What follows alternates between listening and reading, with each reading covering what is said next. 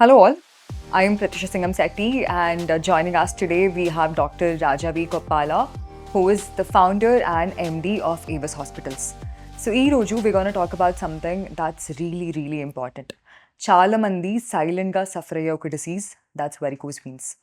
చాలా మందికి ఇప్పుడు కొంచెంగా నాలెడ్జ్ వస్తుంది. But a lot of people do not know దాని సిమ్టమ్స్ ఏంటి? అండ్ దాని ట్రీట్మెంట్స్ ఎలా ఉంటుంది? ప్రొసీజర్స్ ఎలా ఉంటాయి? అండ్ ప్రెగ్నెన్సీ వుమెన్‌లో ఎలా ట్రీట్ చేయాలి? ఇలాంటి ప్రతి ఒక్క దాని గురించి we spoke in detail.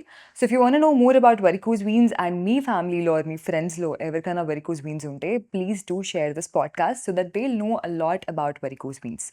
Today we have the best doctor who treats varicose veins. He's awarded by the Times Group as the best doctor, and this hospital, Avis Hospital, is also awarded as the best hospital to treat varicose veins. So ఇంతకంటే best person వెరికోస్ వీన్స్ గురించి మాట్లాడలేరు. అలాంటి ఒక person ఈరోజు మన పాడ్కాస్ట్‌లో ఉన్నారు. So let's welcome doctor Rajavi Gopala garu. Hello doctor. Hi, It's my absolute pleasure to talk to you. this is mine. So, sir, I have a lot of questions right now going on in my mind. But first of all, I just want to know, what is this interventional radiologist? Being a layman, I know nothing about it. Correct. So, if you can educate me about it. Yeah, so this is a very good question. So basically, we have what's called as radiology. Now, radiology, we have different types of images. So, for example, we have X-rays, we have ultrasound, we have CT scan, we have MRI, we have all kinds of angiography. So we have all kinds of procedures by which we can identify the problem. You can do an ultrasound to look for kidney stones, for example. You can do a Doppler to identify a vascular problem, so on. Now, interventional radiology is a very specialized, very high-end training. In my generation, it was available mostly in the US and Western countries. So I studied vascular interventional radiology in US and came back.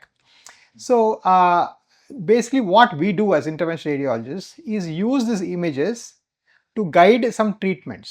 So we don't diagnose the problem. We can diagnose the problem. That is a little lower end. At the higher end, what we do is we use the images to solve the problem. For example, if somebody has a liver tumor, nowadays interventional radiologists can put a little probe like a metal rod into this and burn the liver tumor. So that's called interventional radiology, for example. Same way, if some lady has fibroids, we used to cut the uterus and remove it, right? Now we don't have to do that. We have to go through the vessel that supplies the fibroid, and then we block the fibroid and fibroid dies by itself. Same way, we use a Doppler scanning to put a catheter into the varicose veins and burn the veins, and that is called varicose veins ablation. So interventional radiologists are very highly trained specialists who use various kinds of radiological images to treat people. So that's my specialty. Oh, okay. So I understood so much about it. But a lot of people will have different questions about varicose veins, right? So I want to address them right now, especially. First of all, sir, అసలు varicose veins ఎందుకు వస్తుంది? What is the major reason behind varicose veins? Right. So varicose veins చాలా common problem. 15 to 30% of పీపుల్లో varicose veins ఉంటాయి. And most కామన్గా varicose veins ఎందువల్ల వస్తాయంటే blood arteries అనేవి అంటే ధమనులు బ్లడ్ కాళ్ళకి తీసుకొని వెళ్తాయి. వెనక్కి వచ్చే సిస్టమ్ ఏదైతే ఉంటుందో అంటే వెయిన్స్ ఏవైతే ఉంటాయో అవి సరిగా పని చేయకపోవడం వల్ల కానీ వాటిలో వాల్స్ చెడిపోవడం వల్ల కానీ బ్లడ్ సరిగా పైకి వెళ్ళలేకుండా మళ్ళీ కిందకు వచ్చి అట్లా కాళ్ళు ఉండిపోతే దాన్ని varicose veins అంటారు. So varicose veins means the blood from your legs is not going up back in to the heart. అది దానికి అర్థం. సో దానిలో మళ్ళీ రకరకాల వెరికోస్ వెయిన్స్ చిన్నగా ఉండి స్పైడర్ వెయిన్స్ లాగా ఉండొచ్చు కొంతమందికి పెద్దగా ఉండి ప్రాపర్గా పెద్దగా కనిపించచ్చు. But that's all variations of individuals అనమాట. ఓకే. అండ్ ఎప్పుడు అది సీరియస్‌గా అవుతుంది సార్? అంటే at what stage now it is very serious అని తెలుసుకోవచ్చు? సో వారికోస్ వెయిన్స్ ఎప్పుడు సీరియస్ అవుతుందంటే బేసిక్గా దాన్ని బాగా నెగ్లెక్ట్ చేయడం వల్ల కొంతమందిలో కాళ్ళు నల్లబట్టము, కాళ్ళు బాగా ఉబ్బిపోవడము, కాళ్ళు స్వెల్లింగ్ రావడము, కాళ్ళు చిన్న దెబ్బ తగిలితే మానకపోవడము, కాళ్ళు విపరీతమైన నొప్పి రావడము, కాళ్ళు సాయంకాలం ఒక అరగంట 2 గంటలు నిలబడితే సాయంకాలం ఎవరైనా కాళ్ళు పడితే బెటర్ అనిపించడము, కాళ్ళు అధికంగా దురదలు అనిపించడము, కాళ్ళలో తరచూ ఇన్ఫెక్షన్స్ అంటే సెల్యులైటిస్ రావటం, లేదా కాళ్ళ దెబ్బలు అంటే కాళ్ళ పుండ్లు పట్టడం, ఇవన్నీ కూడా వారికోస్ వెయిన్స్ లక్షణాలే. ఇన్ఫ్యాక్ట్ వారికోస్ అల్సర్స్ లేదా vascular ulcers are more common than diabetic ulcers. యాక్చువల్గా కాళ్ళ పుళ్ళు షుగర్ కన్నా రక్తనాళాల సప్లై లోపం వల్ల ఎక్కువగా వస్తాయి. సో ఇవన్నీ కూడా ఏంటంటే చాలా కామన్గా ఉండే సిమ్టమ్స్. వీటన్నిటికీ అప్రమత్తంగా ఉండాలి. దీనికి సరైన వాస్కులర్ స్పెషలిస్ట్ని కలవడం చాలా అవసరం.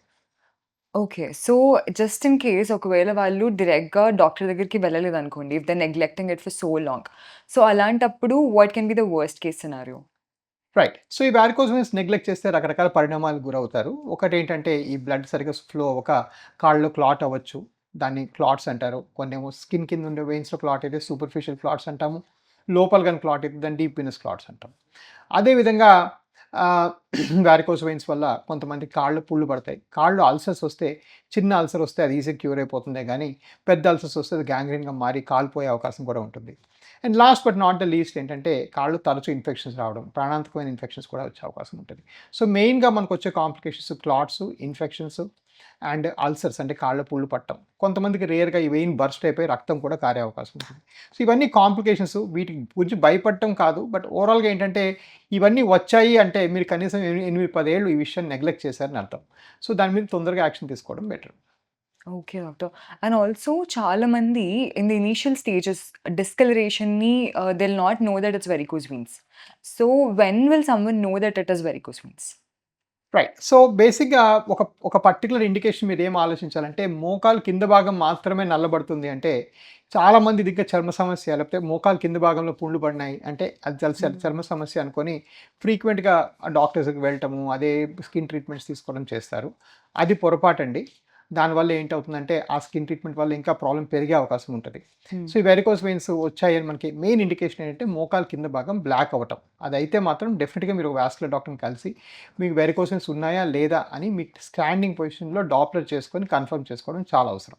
సో, ఇప్పుడు వెరికోస్ వెయిన్స్‌కి మీరు నాన్ సర్జికల్ ప్రొసీజర్స్ చేస్తున్నారా? Since you are talking about the interventional radiologist as your interventional radiologist.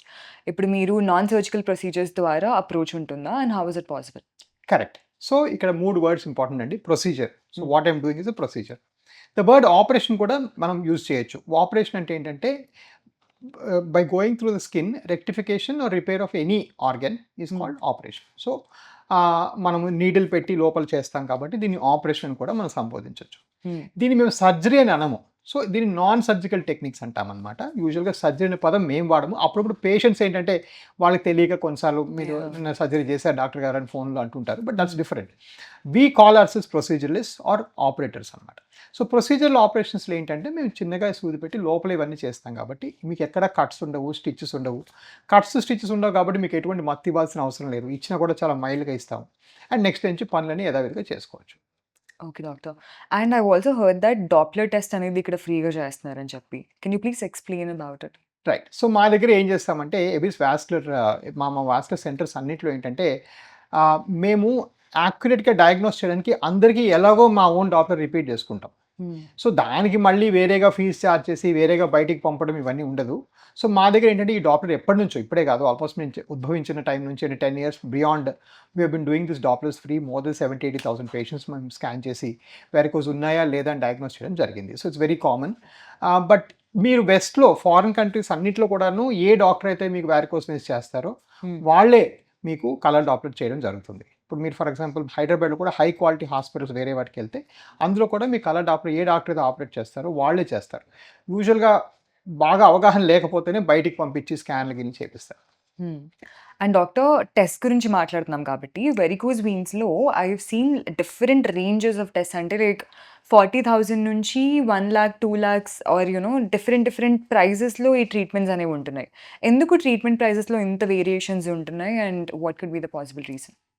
Right. So, ఒక ఒక ఇష్యూ ఏంటంటే ట్రీట్మెంట్ ప్రైస్ అనేది ఇండియాలో అట్‌లీస్ట్ ఆహ్, ఒక హాస్పిటల్ కాస్ట్ మనం చూసుకున్నామంటే హాస్పిటల్ బిల్డింగ్ ఆ స్ట్రక్చరు, ఆ బిల్డింగు, వాటికున్న ఫెసిలిటీస్‌కి కొంత మీరు కడతారు. హ్మ్. మీకు నచ్చినా నచ్చకపోయినా నేను ఒక ఇన్ అండ్ ఔటే కదా! నాది వెరికోసే కదా! అంటే కుదరదు. ఫర్ ఎగ్జాంపుల్ ఒక పెద్ద మల్టీ స్టోర్డ్ 40 ఫ్లోర్స్ హాస్పిటల్ మీరెళ్లారనుకోండి. హ్మ్. ఆ హాస్పిటల్ స్థాపించడానికి అయ్యే కాస్ట్‌లు కూడా ఎంతో కొంత పేషెంట్ కట్టక తప్పదు. హ్మ్. పోతే రెండోది మనం వాడే ఎక్విప్‌మెంట్. ఓకే. ఎక్విప్‌మెంట్ అనేది ఏంటంటే బెస్ట్ క్వాలిటీ ఎక్విప్‌మెంటే వాడాలి. సో, ప్రాబ్లమ్ ఏమవుతుందంటే ఫర్ ఎగ్జాంపుల్ మా ఎవిస్‌లో మా కాస్ట్ ఒక మేజర్ కార్పొరేట్ కన్నా చాలా తక్కువ. కానీ ఒక చిన్న నర్సింగ్ హోమ్ కన్నా కొంచెం ఎక్కువ. ఎందుకంటే మా మెయిన్ కాస్ట్ ఏంటంటే మాకు బిల్డింగ్ కాస్ట్ అంతా ఎక్కువ కాదు. బట్ మా మెయిన్ కాస్ట్ ఏంటంటే మేము వాడేది ఓన్లీ మెడ్ట్రానిక్ MEDRTRO అనేది మెడ్ట్రానిక్ అనే కంపెనీ ఆబ్జెక్ట్సే వాడతాం. ఇలాంటి కంపెనీవి ప్రొడక్ట్స్ వాడితే ఏమవుతుందంటే అదొక యూఎస్ బేస్డ్ కంపెనీ. దానికి డాలర్ ప్రైసింగ్ ఉంటుంది. మన డాలర్ పతనం రూపీ బాగా పతనం అవుతుంది. కాబట్టి ఆ ప్రైసింగ్ అనేది వాళ్ళు మార్చరు. కాబట్టి డెఫినిట్‌గా మేము కొంచెం ఎక్స్పెన్సివ్గానే ఉంటాం, but not as much as any corporate hospital. కాకపోతే ఈ మెట్రానిక్ ప్రోడక్ట్ వాడడం వల్ల ఏంటంటే నా రిజల్ట్స్, అవుట్కమ్స్ పర్ఫెక్ట్గా ఉంటాయి. అంటే ఇన్ ద సెన్స్ నా పేషెంట్స్కి నేను అనుకున్న రిజల్ట్ ఇవ్వగలుగుతాను. మీకు కొన్నిసార్లు కొంతమంది డాక్టర్స్ చైనీస్ ప్రోడక్ట్స్ వాడుతున్నారు ఈ మధ్యన. ఈ చైనీస్ ప్రోడక్ట్స్ వాడితే ఏంటంటే రిజల్ట్, అవుట్కమ్ వాళ్ళ చేతిలో కూడా ఉండదు. ఎందుకంటే ప్రోడక్ట్ సరిగ్గా పనిచేసిందా లోపల లేదా అనే విషయం వాళ్ళకి తెలీదు, మీకు తెలిసే అవకాశం లేదు. సో ఐడియలీ ఆపరేషన్లో, స్పెషలీ ప్రొసీజర్స్లో ఏంటంటే మీకు ఏంటి లోపలికి వెళ్తుంది, what's a raw material in that అని తెలుసుకోవడం చాలా ఇంపార్టెంట్. సో మీరు మీ డాక్టర్కి అడగాలి, మీరు బెస్ట్ క్వాలిటీ ప్రోడక్ట్స్ వాడుతున్నారు కదా ఇది చేయడానికి. ఫర్ ఎగ్జాంపుల్ రేపు పొద్దున మోకాలు మార్పిడి చేసుకున్నాను అనుకోండి, బెస్ట్ జిమ్మరో గిమ్మరో ఏదో బెస్ట్ క్వాలిటీ వాడుతున్నారా లేదా అని మీ డాక్టర్ని కనుక్కోవడం మీ మీ మీ మీ పని. Congrats on the Avis journey. I've also heard that Times Best Hospital and Best Doctor award మీకు వచ్చింది అని. Congrats on it. So thank you so much for educating us. Thank you, doctor. Thank you.